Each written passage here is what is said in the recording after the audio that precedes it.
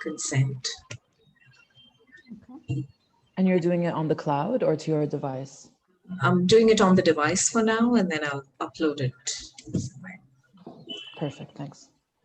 So to anyone who's watching this later, hi and welcome. We are an intimate circle of people looking at exploring identity and conflicts related to identity. So that's going to be the theme of the conversation here.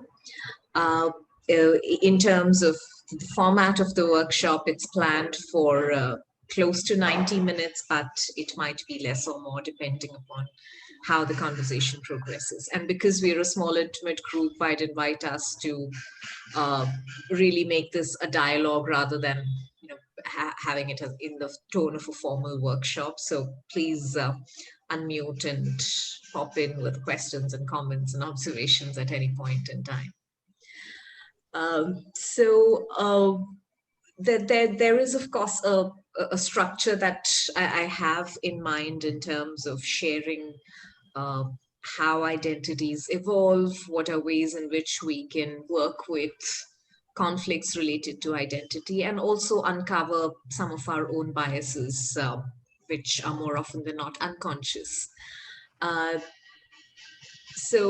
Before we proceed, I'd like to check in terms of what's the curiosity that brings us into this space. Mira, I know you probably don't have too much of a choice around here, but I would still like to hear from you as well, aside from Khadija and Catherine, in terms of what brings you to this particular workshop. Yeah, I mean, we are assigned to volunteer on different sessions throughout BuildPeace. So this was one that I was assigned, but it was definitely one that I was interested in from the get-go. Only because I struggle a lot when we talk in peace building about individualizing problems or making things too much about the individual. And the exploration of the self, which becomes maybe more introspective, and in my fear is that it can become a bit passive.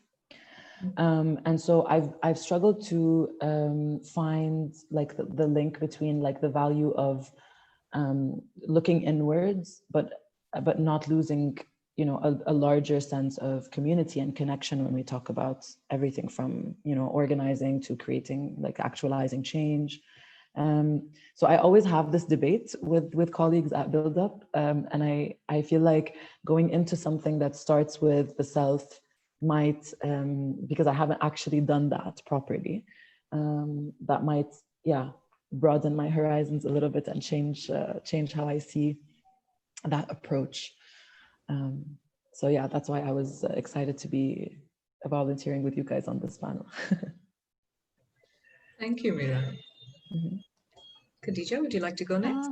Yeah, I think what really got me interested is the ways of integrating identities, because at least I'm reflecting back to my own country, Yemen, and how specific identities are really overwhelming, that people can just see one identity and then they rule everything around it in their lives. So how can people manage having more than one identity and not, suppress the others, and how can they manage it within themselves and also in the communities they live in? So yeah, that's what got me into this workshop.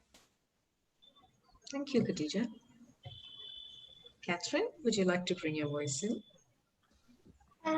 Yes, Rukmini, I was listening to the main speech on the stage, the main talk on it, and I was interested in the system thing, but then they were taking a little bit long to get into the subject, and then I saw your name, so I thought that I would like to get into your session.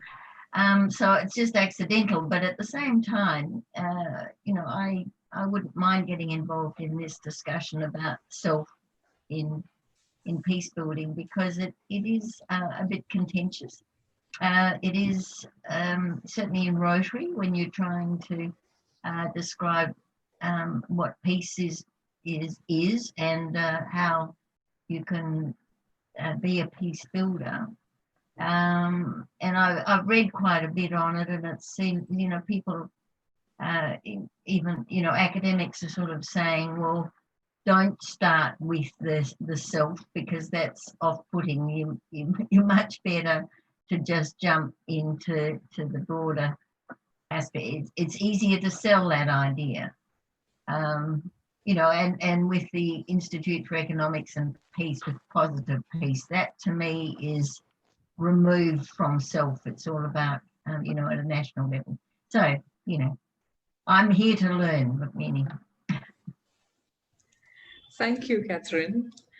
And yeah, I hope it's a happy accident for you as we go along and explore in this session. Yeah, for those of us listening in, my name is Rukmini Iyer, and I'm based in Mumbai in India. And professionally, I spend my time between the spaces of corporate organization and leadership development and the peace building space. So the work I do in the corporate space is largely around how do we bring in consciousness into business in a way that there is a purpose beyond profit, and how does that manifest itself in terms of business strategy and business leadership. And on the peace building side, I do a lot of work around dialogue and peace education, largely on the Indo-Pak front, a little bit on the Arab-Israeli conflict. In the recent years, I've been focused more on the Indo-Pak front, and particularly in the Indian context, because as a country, we've been getting you know, more and more scarily polarized over the last few years. And I guess it's a reflection of the scenario pretty much around the world right now. But it's having grown up in a country that felt, or at least that was perceived as being largely secular, it's very disturbing to notice the changes that have happened in the last decade. And a lot of identities which probably did not disturb us earlier now seem to be coming to the fore and need to be addressed. So I hear you, Khadija and Catherine, when you talk about the hesitation, and Mira as well named it, in terms of, you know, working on self in the context of peace. It's challenging. It's a very uncomfortable space, and yet the more I work in it, I realize that that's perhaps the only sustainable answer. You know, I do a lot of work around systems, right? So in terms of how do we look at changing systems from a business perspective, from an organizational or a social perspective, so that there is that outside in approach, which is policy centric, which is in a way externalized interventions. And yet, the more I work on that, I realize that unless the individuals in the system have done their work, the system cannot sustain the changes that we're talking about. And hence the need to look at an inside-out approach to peace building. And identity, of course, is one of the core aspects which we need to work with in the context of peace building. So what's going to follow for us in this conversation is a lot of reflection. And I understand if some of it is challenging and it's even disturbing maybe, but I do trust that we will create a safe space and a container for each other to be able to process what comes out. Yeah. And so part of what we'll discuss is conceptual, but feel free to also talk about reflections that come in the process of doing this work. And we will need some writing or noting material to make notes in the course of the session. The activities are so designed. So if you have some writing material with you, that's great. If you're comfortable making notes on your devices, that's fine as well. Yeah. So let me share my screen. May I just say, Rukmini, that I agree entirely that that one has to set an example, and you have to start from a place of peace yourself. But it's just in selling the concept of peace, it's a difficult place to start. Absolutely, yeah. That's all I'm saying. With people, if you start with saying, it has to start with you, that's a bit of a downer. Yeah. Well, it's, initially, I mean, I will think of it as being idealistic and, philosophical in terms of looking at that inside out approach. But the more I do this work, I realize it's so important to work on myself because, in a way, the system that's outside is reflective of the system that's me. And therefore, it's important to work on myself. Yeah. If I have to work on the system outside. Yeah, I so agree. Yeah. Yeah. So a quick, well, let's say a definition, for lack of a better word, of what we mean by identities. There are, of course, several academic approaches to looking at what identity means, but the point here is not really to get into a textbook definition. From a very practical standpoint, identity can be broadly reflected through these two lenses that you see on the screen. The one is a biological lens and there's a sociological lens. So when we talk of biological aspects of identity, it's about gender, it's about sexual orientation, it's also about color of the skin, what race, all of that is an aspect of biological identity.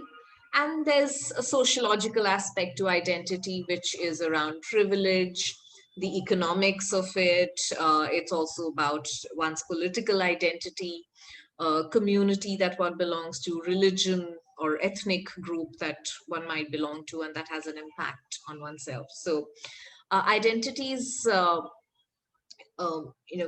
come to us through both of these spaces. There's the biological input and there's a sociological input. And some of our identities are aspects we've chosen for ourselves.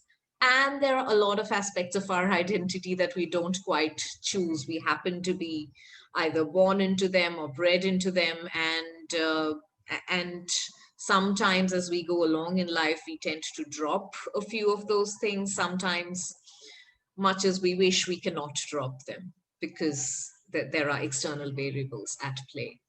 And usually when there's a challenge in dropping identities, that's one reason that conflict gets created.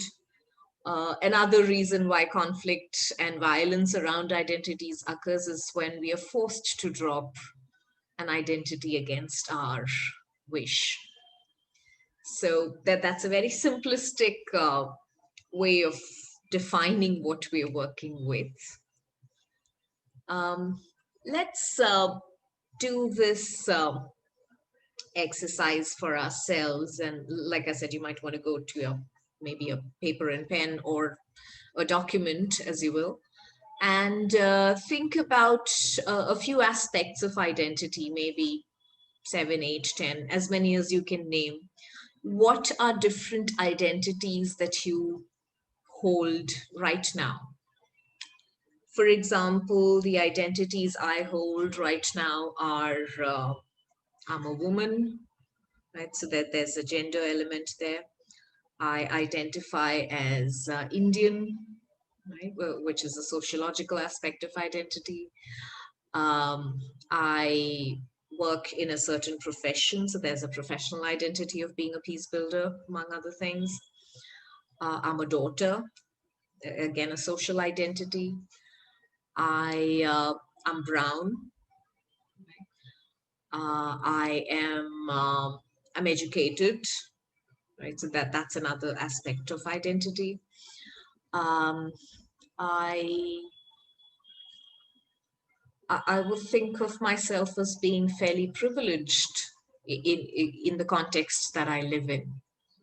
Right? And that's a flexible aspect of identity in the sense that having lived and worked in other spaces in the world, when I'm now based in India, I think of myself as being privileged in the Indian context. I probably would not have thought of myself as privileged while living an expat life. So that's something that's shifted several times in my life. Rukmini, may I ask, internal, external, how do you categorize external? Internal aspects are usually biological in nature, right? And external is usually sociological. I mean, that's how I would often categorize it. Internal aspects of identity could also be things that I hold on to, but they're not necessarily overt or declared or visible externally. For example, I identify as an introvert, right, in terms of my personality, right? Which is a very internal aspect of identity. That's my definition of myself, that I'm an introvert. It's not something that is necessarily visible to the world.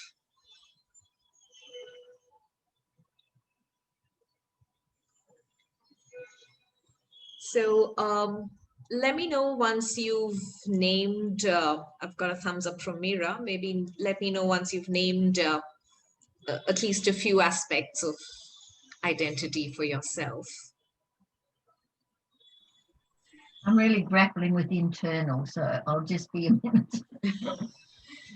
Sure. Yeah, I don't know if I did the division between internal and external right, but I can present sort of what I have because I ask myself these identity questions quite a bit. So, oops, sorry. So, yeah, I mean, I identify as a woman. I'm a cis woman. I identify as a Lebanese person, also largely as an Arab person. I am a person of color, but I'm white presenting or Caucasian presenting. I'm also a daughter and a sister. I would like to also think of myself as a part of kind of a part of the queer community. And I identify myself also as queer.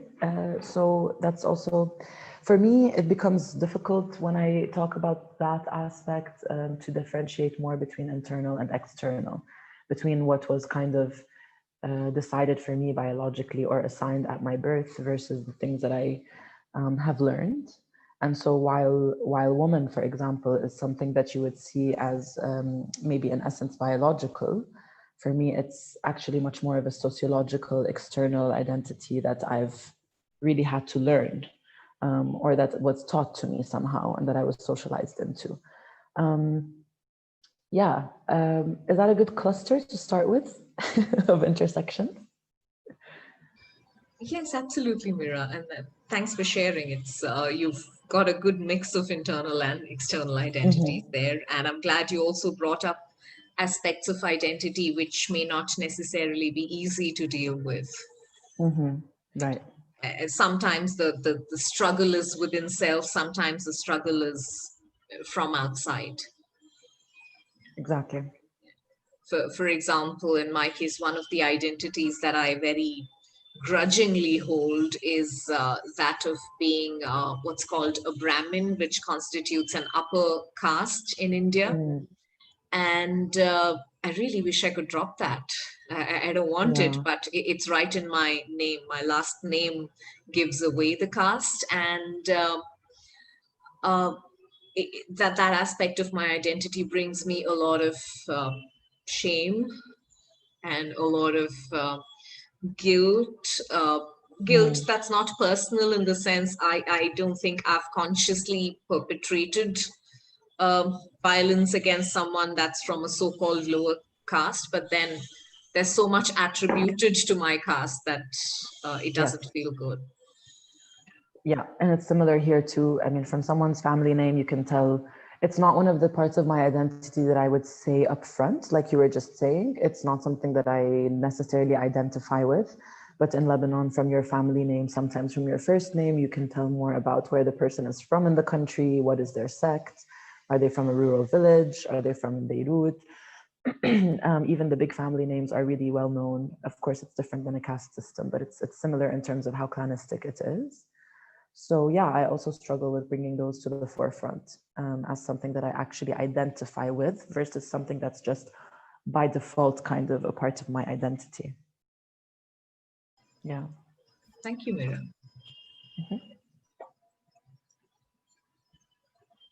Catherine, Khadija, would you like to share? I don't know what to do with all this, Rukmini, but I've got a list here that I had to swap over.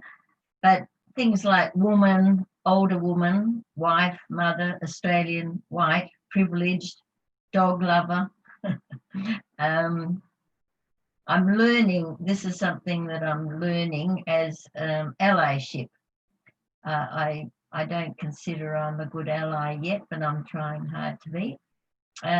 Internally, I think, and once again, it's something I hope that I am, which is egalitarian and a carer.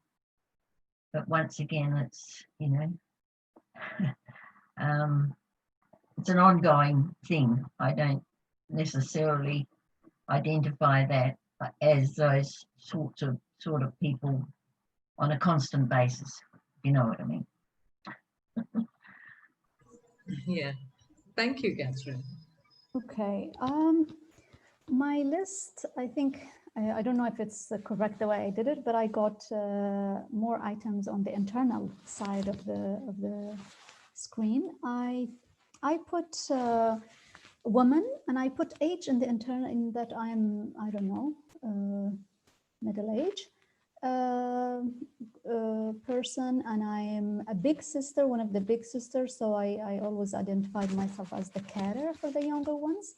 I also identify myself as somebody who is open, and I think open-minded. And this has really, I don't know if it's correct to consider it as part of my identity, but I find it really, wherever I go, that I can connect with many different other people and other identities because of this virtue that I consider myself lucky to have.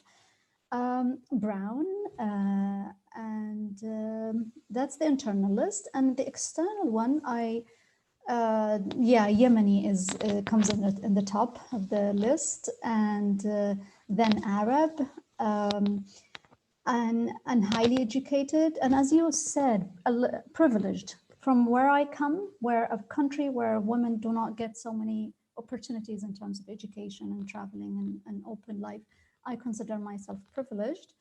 The only one that I am really struggling with is the Muslim identity.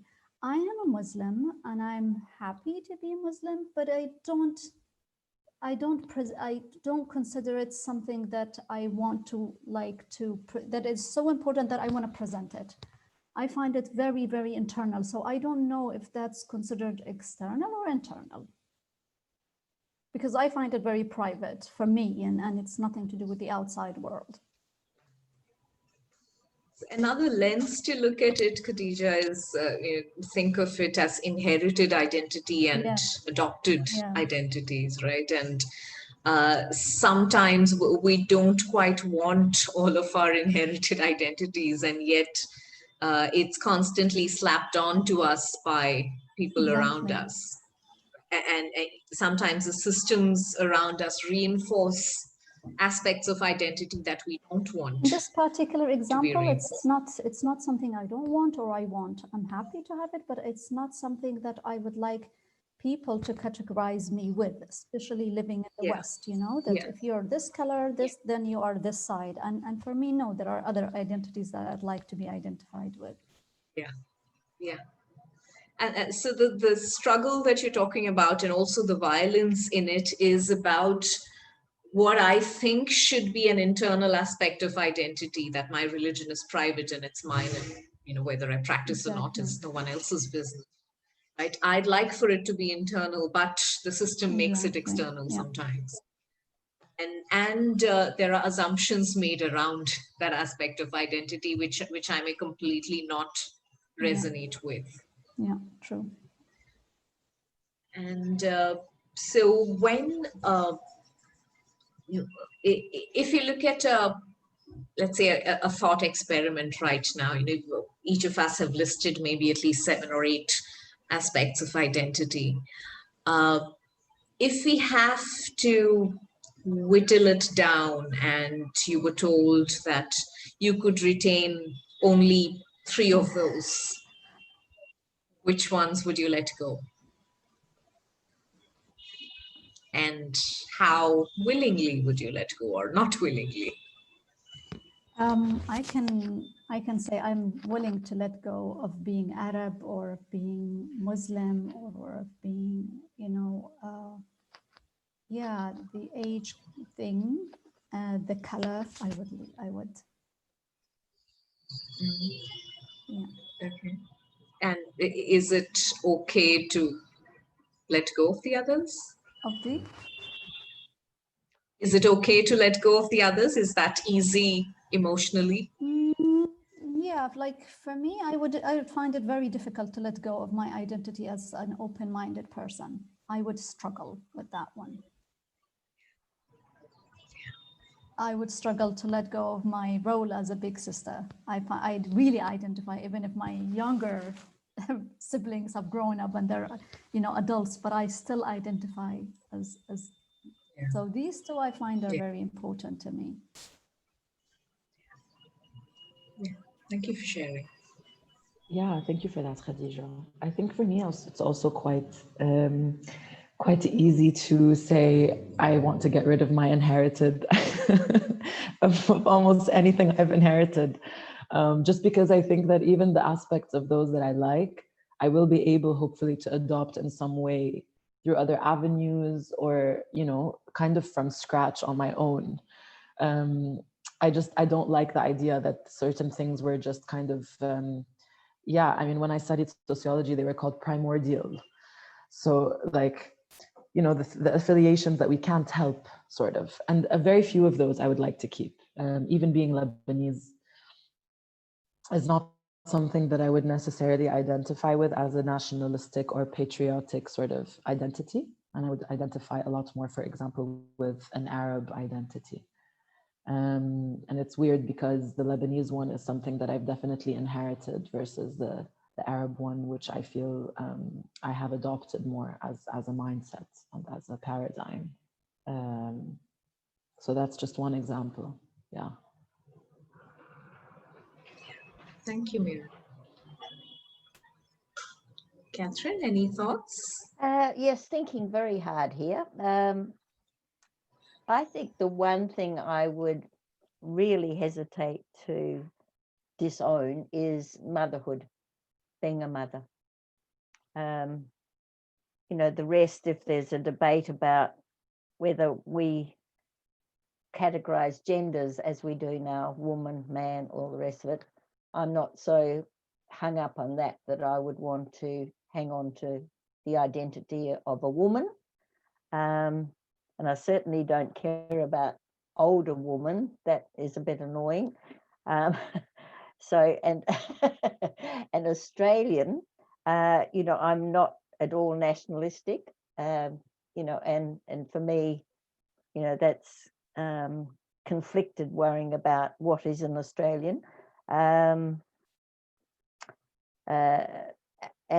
white, being categorized. Yeah, so honestly, what I'd have to come down to is just, I wouldn't want to lose mother.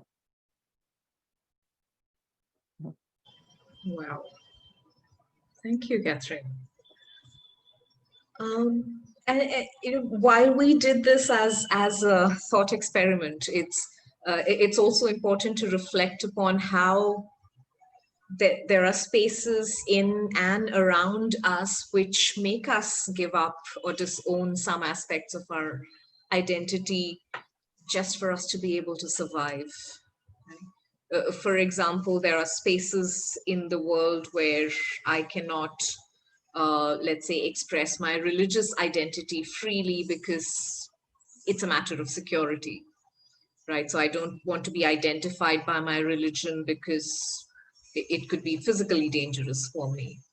Yeah. Or that there could be parts of, our society, maybe even in our own families, where my identity in terms of, let's say, my gender or my sexual orientation is not allowed, right? I'm not allowed to say that I'm a non-cis or a let's say, non-binary person, because that creates a physical and an emotional threat, and therefore I'm forced to disown an identity which is really dear to me. And that's a conflict that we often face in our, not necessarily in the larger system, but even in small systems around us, even in our families or in our inner circles, where there's conflict because certain identities are not allowed in certain spaces, right? So I mean, think about the really small things we do in our day-to-day lives where we perpetrate identity-based conflicts, and I'm not saying knowingly, but very often unconsciously. For example, a lot of times when we tell children that you cannot play a certain way, or you can't sit in a certain way. I remember, for example, the first time I think I realized my gender was maybe when I was 3 or 4 years old. I was probably sitting and playing with some cousins, and I was wearing this little frock, and I was sitting with my legs spread across. And mom came in and said, "Girls don't sit like this." Right? And that's the first time there was some registration of, okay, my cousin seems to be not a girl somehow, and I'm a girl. So that there was that sense of gender being somehow different for different people, and also the fact that there's something disallowed about my gender. So, and that's the kind of conflict that's the kind of violence that gets perpetrated around different kinds of identities that we hold in different spaces. Yeah, I hear you. Can I say something regarding the identity? And it's really interesting because maybe it explains to me now the struggle that I feel. Like I feel in Yemen, I don't feel good being a woman. And I don't feel comfortable. I am not myself. I like my country. I like my culture. I like my people, but I don't feel comfortable. I don't find myself there. And when now I am here and in a space where women can be themselves and be, just as simple as just walking in the street without being harassed. So, and I feel so good with being a woman here, and I'm happy with it. So it's really interesting how it can change depending on the environment you're in. Absolutely. There are certain environments where certain identities are discouraged. Right? Not discouraged in terms of existence sometimes, but discouraged in terms of being visible. Right? I mean, even I come from a part of the world where women are encouraged to be as silent and as invisible as you can be, but exist because you've got to produce kids. But there's very little that you're allowed beyond that.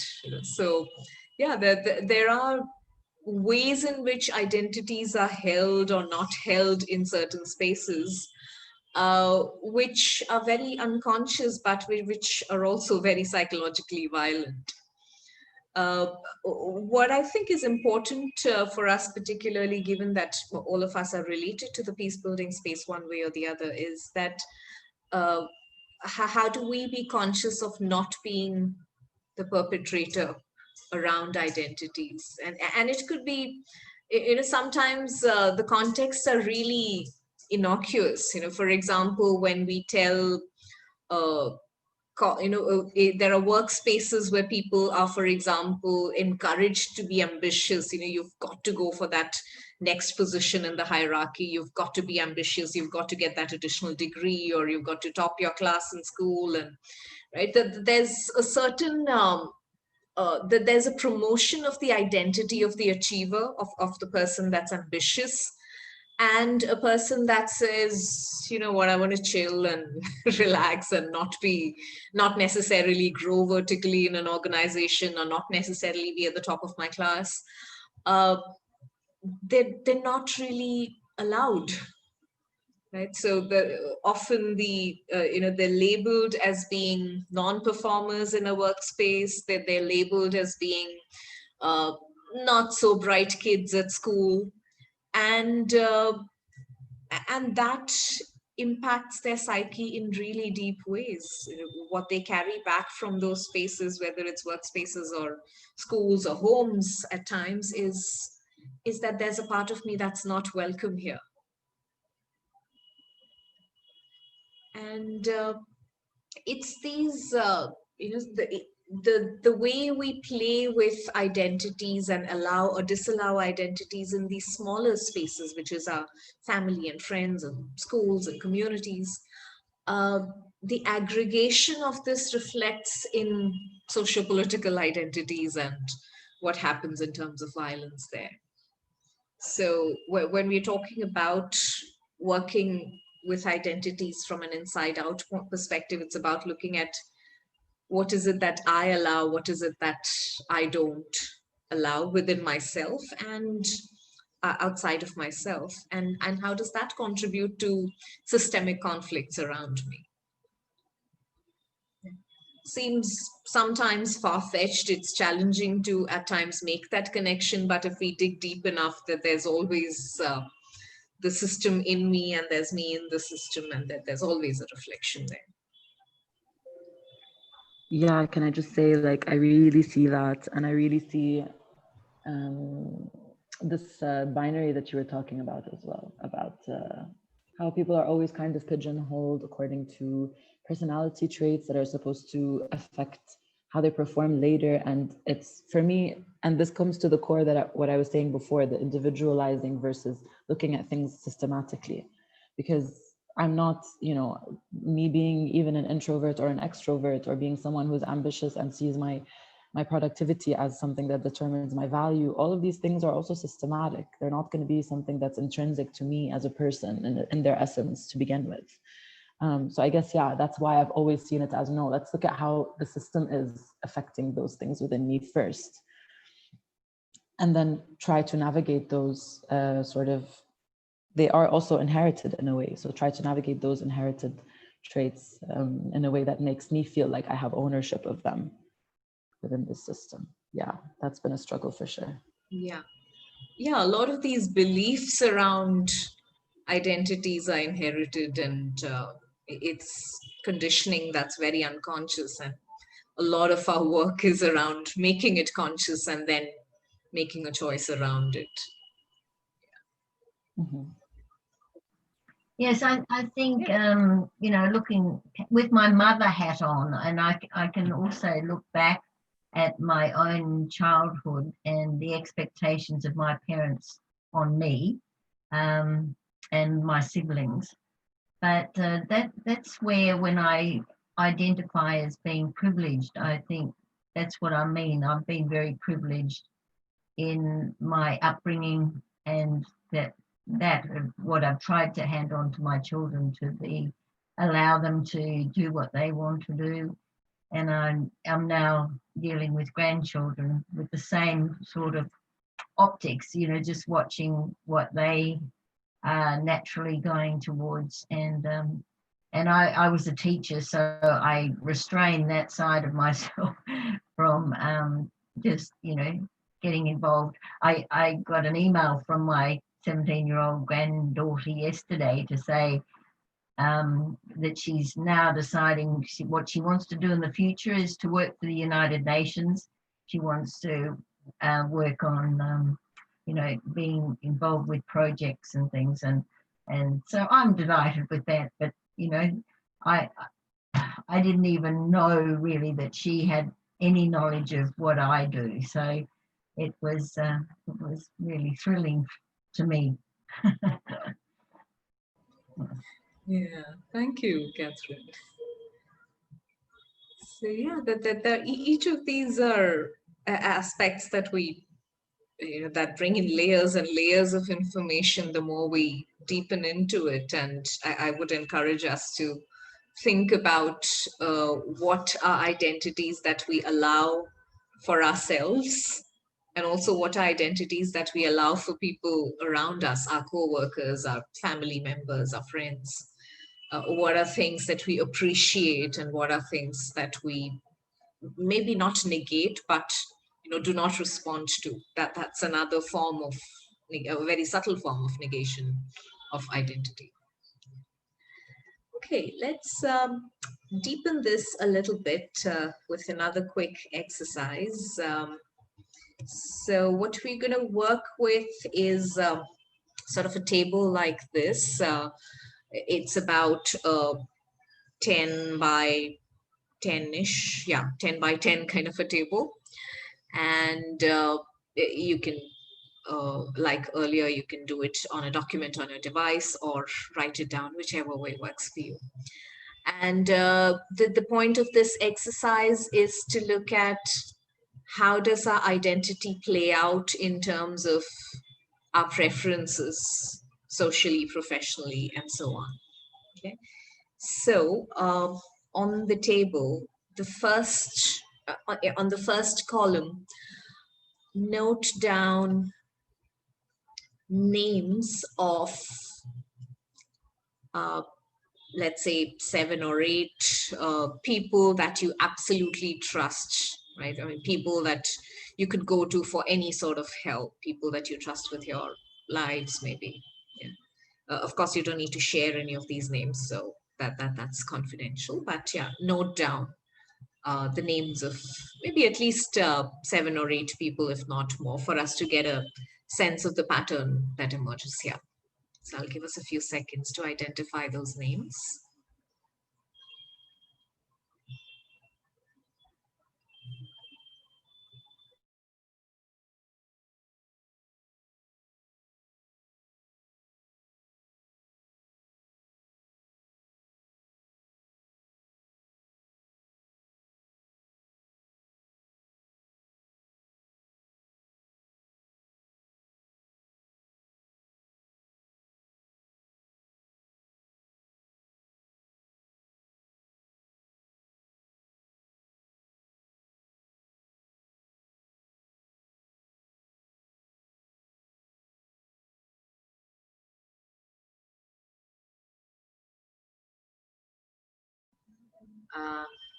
Yeah, if you could give me a thumbs up once you've identified the names. Thanks, Mira.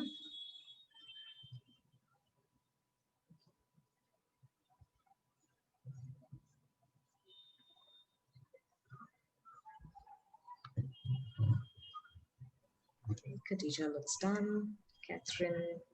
I've come up with 6. Okay. All right, feel free to add more if they come up as we go along. Yeah. All right, so that's the first column where you've got the names of your trusted 8 or 10, or how many ever you've got, people. Okay. Against those names, now the next element we add is gender. So identify their gender. I mean, I'm guessing you would know the gender of most, if not all, of these people, the way they identify it.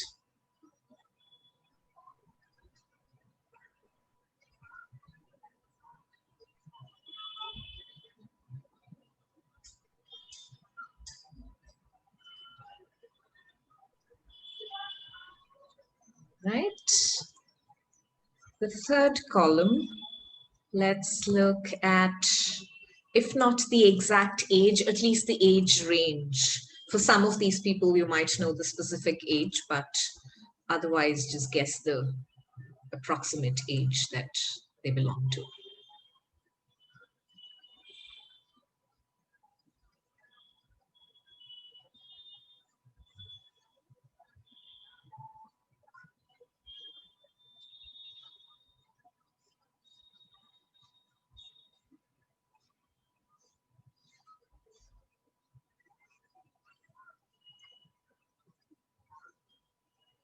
Right.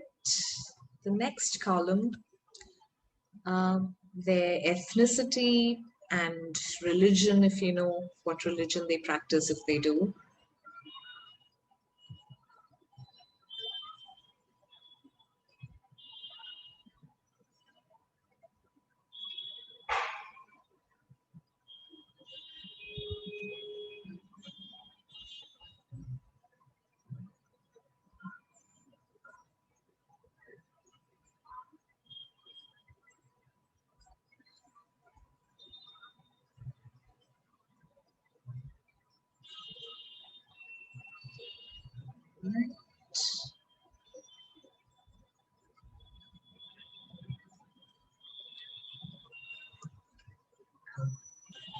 Okay, let's go to the next column.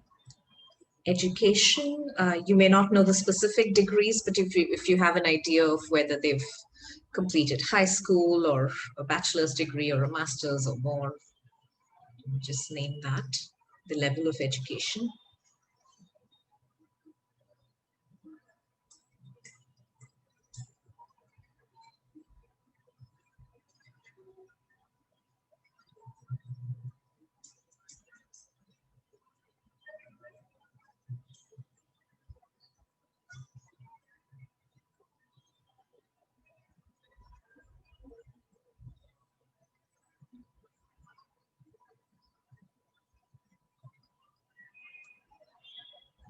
Okay. Their sexual orientation, right? Whether they are homosexual, heterosexual, pansexual, any other orientation that you know they identify as.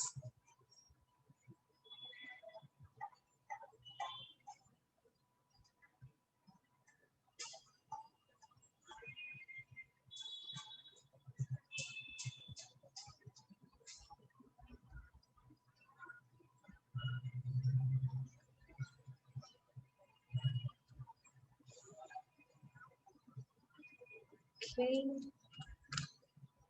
Disability, if any. Physical, mental disability.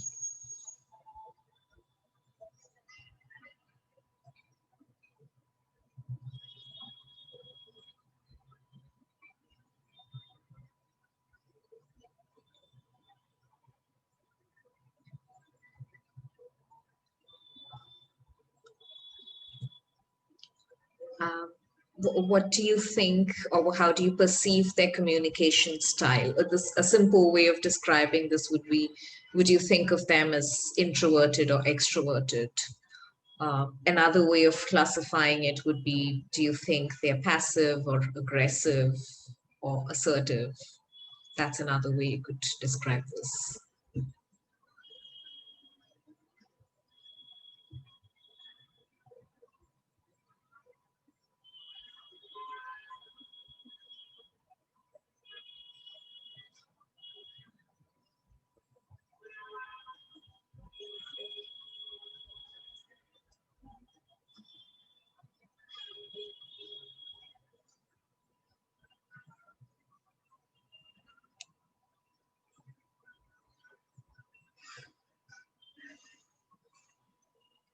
Okay. Political spectrum, left, right, center, apolitical, whatever else you may have in terms of a comment.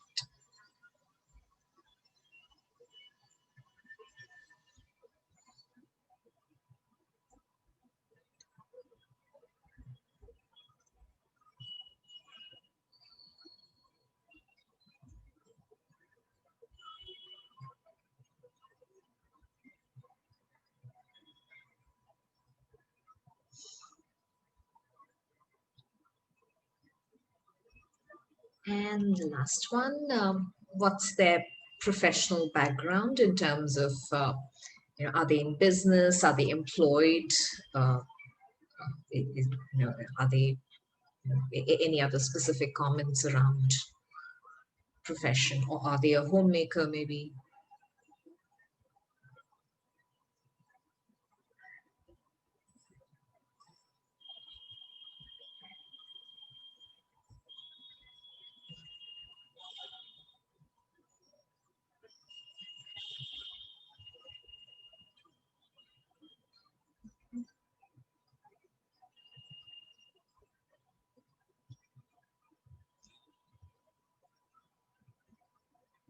right. Okay, so now when you look at that table that must have gotten created by now, these are people that you trust the most, right? It's like the inner circle. How many of them do you notice are like you?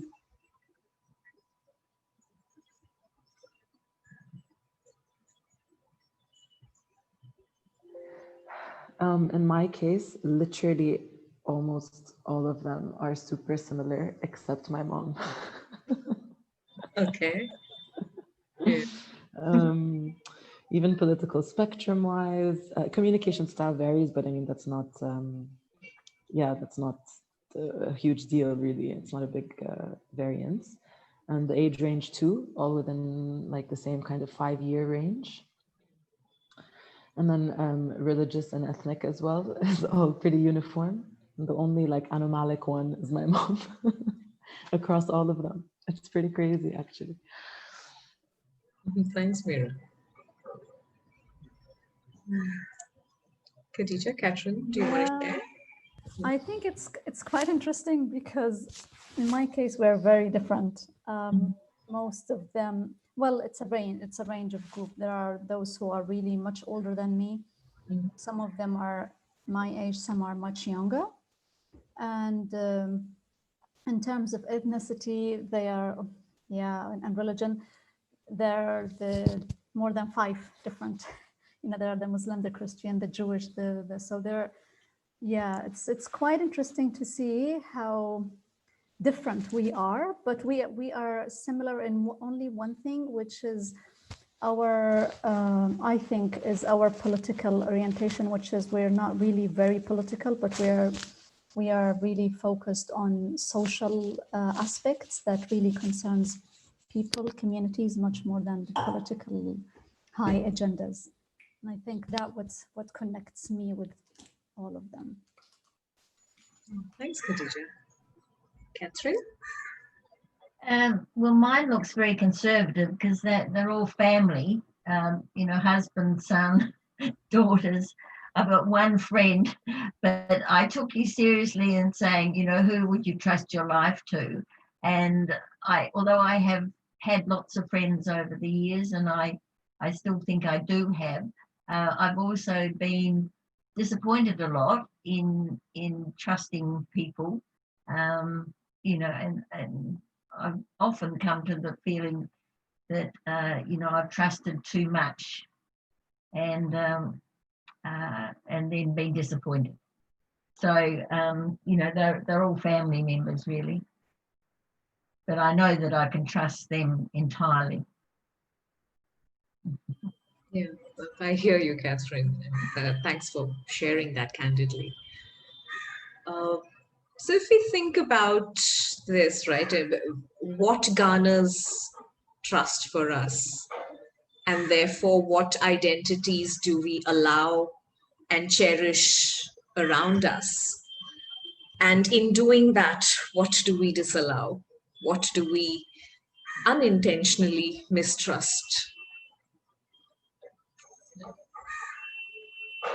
That's a point of reflection, because what we might mistrust and therefore disallow in a really subtle way, it's not overt, right? It's not, we're not being discriminatory deliberately.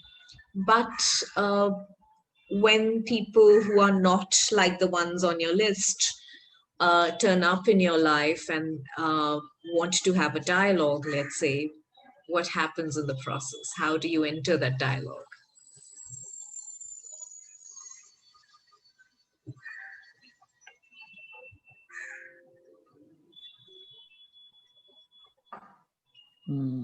It's making me feel a bit conservative. Like you said, Catherine, but for different reasons, because I went in a different direction. It's actually only my mom and my sister who made the list from family if we're talking about life, trusting someone with your life. So it's making me feel like maybe I've gotten to a place where it's harder and harder to accept certain intersections and like opinions into this closed circle that I find actually, like even chronologically, like very recently only have I established it and really felt safe within it.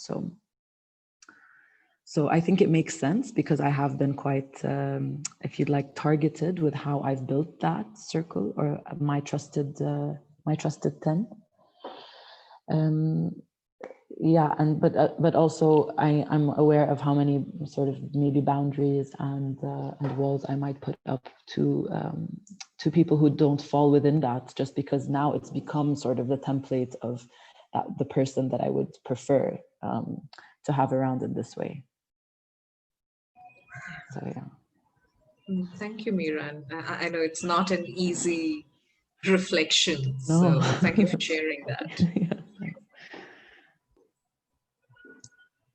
No, it's not easy, and I've found myself to be naive a lot of the times, you know, when I meet people, and particularly if they are over enthusiastic about me and, you know, complimenting me and all that sort of thing. I used to sort of go along with it more than I do now. I mean, I don't trust it now. Yeah, so yes, it's just because yeah, I don't know how to describe it, but yeah. Thank you, Catherine. I'm not expressing myself terribly well, but I'm trying to think of all, you know, because I've lived so much longer than you people, so I've got a lot more of these experiences. So, but by the same token, I have found that people have stepped up that I really didn't expect to. So, you know, you know, I'm not prepared to say that everyone's tied with the same brush, but I've learned to be a little less naive in my old age. I hear you, Catherine.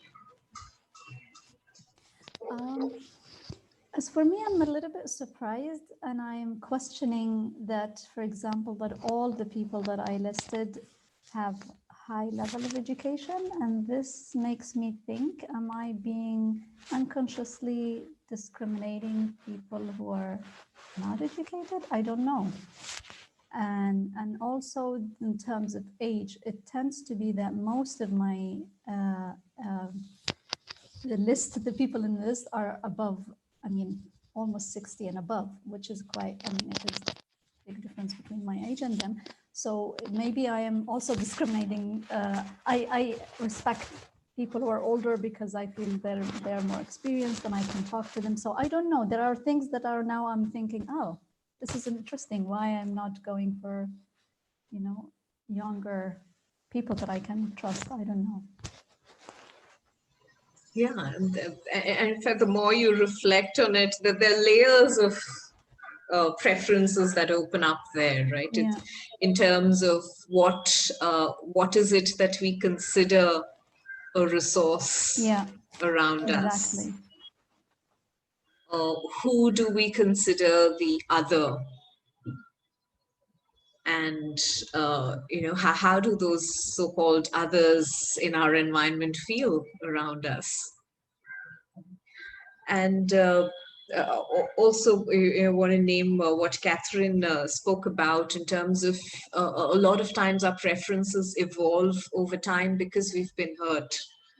And as a result, we learn to whittle down our preferences to, you know, a certain kind of identity. And at the same time, what happens to our resilience as a result of that? And when we're talking about building peace, is dialogue possible if we hold these preferences? A lot of times when we see homogeneity on a table like this, it can be a great healing space. You know, it's a safe space. Everyone thinks like us. People kind of hold us well emotionally in these spaces, which is great. And yet, if we happen to stay too long in these spaces and in these preferences, it also means that we're not being inclusive enough. We're not allowing different kinds of identities around us, but also very, very much within us. We're also disallowing those things within us. We're not allowing ourselves to think a certain way or experiment with a different kind of a belief. And when that happens, if we have to then mediate or negotiate or simply have a conversation with someone we consider the other, it becomes really difficult. And then we start avoiding those conversations because it doesn't sound like a pleasant proposition. I'm not sure. I'm not sure. I'm on that track. As Khadija said, I feel I'm very open to people. I'm very open to meeting new people, and I'm involved with lots of different organisations within Rotary and without Rotary. But you're talking about a very in-depth relationship, where you're trusting your life. And I steer my way through the middle of these other sorts of relationships, maintaining my independence. I really value my independence, and you could call it resilience or whatever, but I don't like, and I don't need to be dependent on other people, dependent on these friendships and things. But I know that I'm dependent on these family members for my life in that sense. Yeah, and yeah, Catherine, I want to add that, yeah, when I draw upon that example, it's not in terms of a judgment around it, but the possibility of looking at emotional impact of our preferences and resilience from that perspective, that can we really stretch ourselves to sit across the table with the so-called other and be able to treat them with the same amount of respect that we may lend to a person from the inner circle. Maybe not the same amount of trust, that takes a while to develop, and there are several other factors there, but at least can there be the same amount of respect to start I think with? I'm actually stretching myself a lot since COVID, because I've got more and more inclined to stay home and keep out of everyone's way. Yeah. And just last couple of nights, we've had, gone to a function, and I could easily have said, oh, no, I don't want to go. And I'm meeting all new people, and they're across the table from me, and I'm having to, involve myself in conversation. So I think I'm stretching myself thin, Rukmini. Thanks, Catherine. Yeah, so I would urge you to continue reflecting on this going forward as well, in terms of how does this play out in your lives, in your work, and is there any kind of unconscious violence that gets inflicted on self or on others around us in the process of having these preferences? We've got just about 10 minutes left. I want to introduce a couple of tools and techniques that I find are useful in the process of widening our work with identity. It never really ends the work, but it's something that the tools help us in a way start the conversation within and of course outside. Each of these tools, I can talk about them for days together, so all I'm going to do is really name and introduce them and leave you to discover them on your own. Let me go back to my screen. The first tool that I often find extremely useful is nonviolent communication, which was propounded by Marshall Rosenberg, and it's a brilliant technique as far as identity work and conflict resolution goes, but I also find that it's a fabulous philosophy. It's something that, you know, I've worked with as a practitioner for over 10 years, and it's become a value for me. It's not just a technique or a tool anymore for me. And the process of NVC, nonviolent communication, the core of the process is what you see on the screen, which is often referred to as the OFNR process, which is when we're naming a conflict with the so-called other, and the other could be an aspect of myself that I don't want to deal with. Right? The first thing to do, and perhaps the most challenging part of this process, is to convert our thoughts, preferences, beliefs, opinions into observation, right? So that there's room for conversation. Because if I've started with a judgment, then there's really no conversation. Then there's just an argument, and no one's really listening to each other. So the first thing is to learn to convert whatever's happening, the situation, into an observation. For example, if I'm working with an aspect of internal identity, like I stated earlier, I'm very uncomfortable with the idea of being an upper caste person in India. Right? If I start my internal dialogue by saying, oh, I hate being a Brahmin, right? That's my opinion. And the moment I've used that label and that judgment that I hate being a Brahmin, then there's no more to say, really. Right? So I need to convert that to an observation, which would be to tell this aspect of myself that's a Brahmin, to say that, okay, I have a certain last name, and that last name identifies me as belonging to this caste.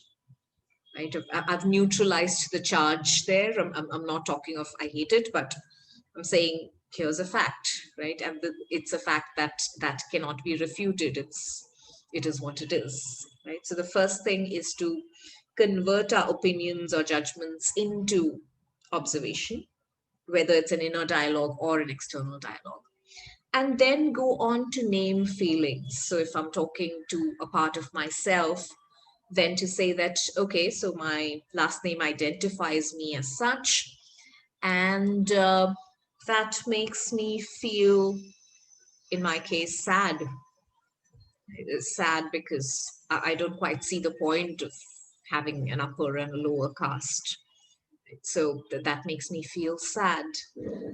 With NVC, the theory is that feelings exist because there are needs that are either met or unmet. They're either satisfied or not satisfied. So when a need is met, the feeling that it gives rise to is pleasant. When a need is unmet, the feeling is often not very pleasant, not something we want to experience. So when I'm feeling sad, the need that is unmet for me is a need for equity. Right? I really feel like I'd like equity in my own life. I'd also like equity for people around me, particularly in case of inherited identity. I mean, it's not someone's fault that they happen to be born in a so-called lower caste family, and yet they're discriminated against. So my need for equity is not met because I have a certain last name and I'm identified as being part of a certain caste. Right? So there's observation, there's feeling, there's need. And then the last step, and an important one, is request. Right? And it's important to note this is a request, it's not a demand of self or another. So when we're talking about request, what you're doing is saying that, okay, here is a need that is more often than not unmet, which is why the need for a conversation arises.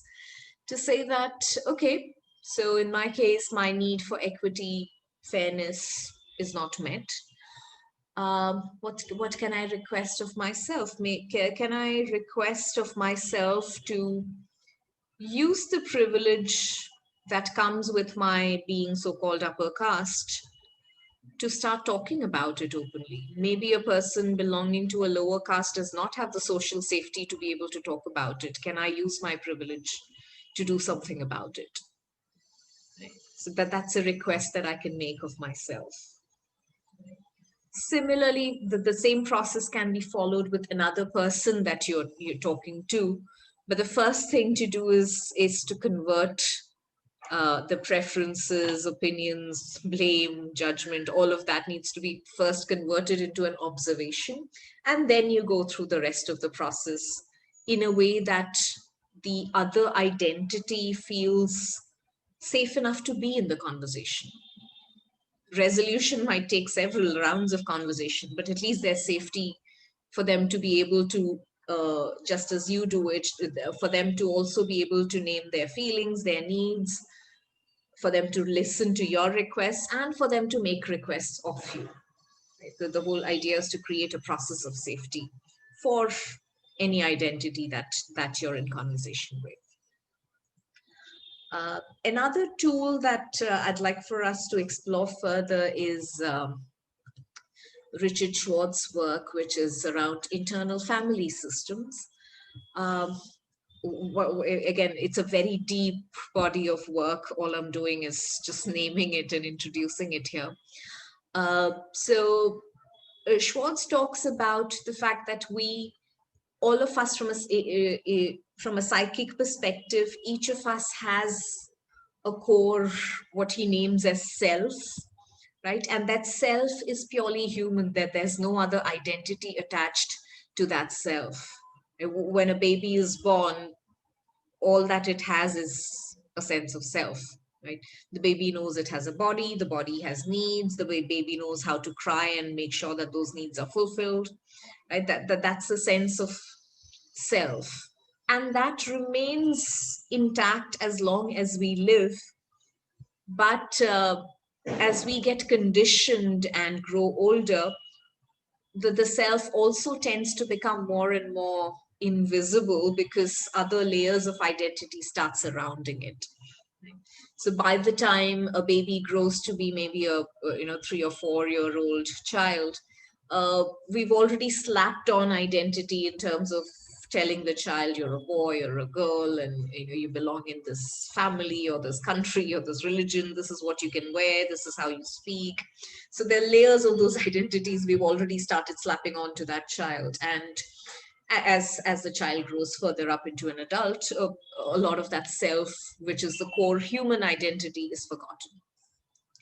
Now, each of these other identities that we hold, right, which could be our gender, our country, our race, ethnicity, whatever other identities that we hold, typically each of these identities are held because they tend to perform one of those 3 roles that you see there, which is that either they are a protector, we hold on to those identities because there's a sense of protection that comes with them, right? Or they are a manager in the sense that they allow us to go through life. For example, I would think that, I hold on to my identity as Indian because I've got an Indian passport. It helps me go around the world, and I've got an Indian name. So it kind of merges into an identity that is both personal and professional. And a lot of my life and relationships are built around the fact that I'm an Indian, right? So it's a manager identity in my case. Right? Similarly, there could be aspects of our identity that are in exile, aspects of our identity that we try hard to deny. For example, I try really hard to ensure that my Brahmin upper caste identity is exiled. I don't want to talk about it. I don't want to name it. But it keeps coming back. And so, what's exiled can stay in exile, can stay suppressed for maybe sometimes years together, but at some point it comes back and one needs to deal with it. So usually each of our identities tends to fit into one of these three roles. And so when we merge these two processes, which is internal family systems and NVC, we can have a conversation in terms of what is the need of each of these three roles.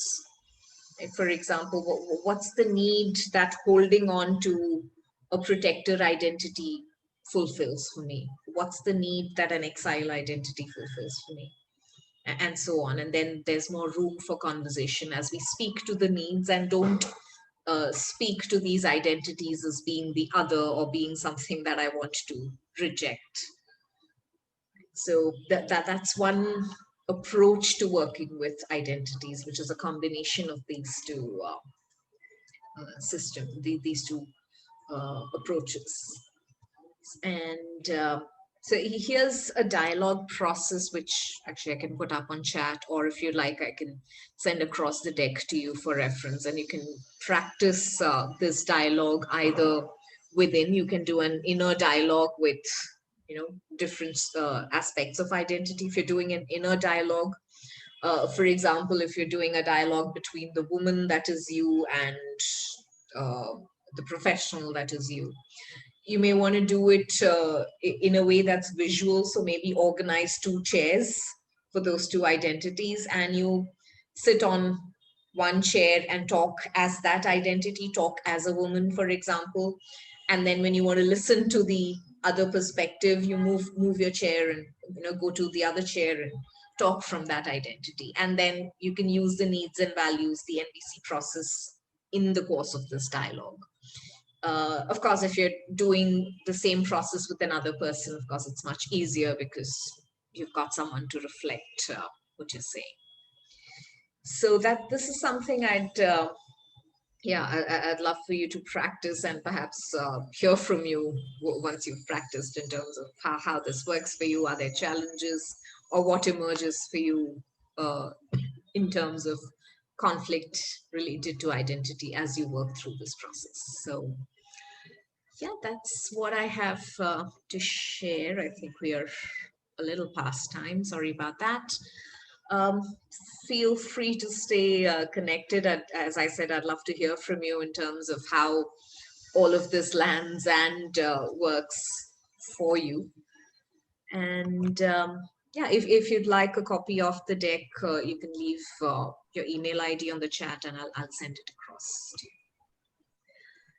Thank you. If that's easier, but otherwise, if you put it in the chat, we can save it from the chat. But if it's easier via email, that's fine. Because you probably got my email. I've certainly got yours. Yeah, I think I have your email, Catherine. Yeah, feel free to send it over any way that's comfortable, Rukmini. I can leave my email here too. And as we wrap up, anything that we'd like to check out with, reflections, feelings, feedback, anything? First of all, no worries at all about the time. I stopped the broadcast on the other platform, so we have a couple of minutes. I was telling my colleagues now, I was telling them that we were wrapping up, and I was really pleasantly surprised at how sort of introspective this was, in a way that I didn't necessarily expect. I thought it would be more, like overarching maybe. But I really appreciate the combination of the exploratory tools and also the practical ways in which like those inner dialogues can happen. So yeah, coming into this as sort of unsure how to go about the conversation that become very inward or inward facing, this was definitely a really cool launch pad for me. So thanks very much. Thank you, Mira. For me, I think the end where two of my identities would be sitting in front of each other and talking to each other is a very, it's simple, but I think I would definitely use it. It's because I always have this struggle of really separating what, like I'm a mother and I want to do all what I can do for my children. I want to be there, but my professional is also, you know, asking for more space. And then I feel, no, yes. So this separation would really help me to, you know, to end up with clear what are my needs and for both identities and what I can do and what I cannot do. So thank you. Thank you, Khadija. Thank you very much, Rukmini. I thought it was very good. I'm familiar with the non-violent communication, and I'm very aware and try to tell myself to become a better listener, because what I tend to do is as soon as someone starts speaking, I'm in full analytical mode, and I'm Mrs. Fix-It. I'm going to, you know, tell you how to fix what you're saying is the problem. And so you know, since I learned of that nonviolent communication, I've tried to pull myself back because I realise that you can't change someone else anyway. But yes, so thank you. It was unexpected, this little session, and I'm so pleased I stumbled across it. But thank you. Thank you so much, Catherine, and thank you everyone for engaging so beautifully and so deeply.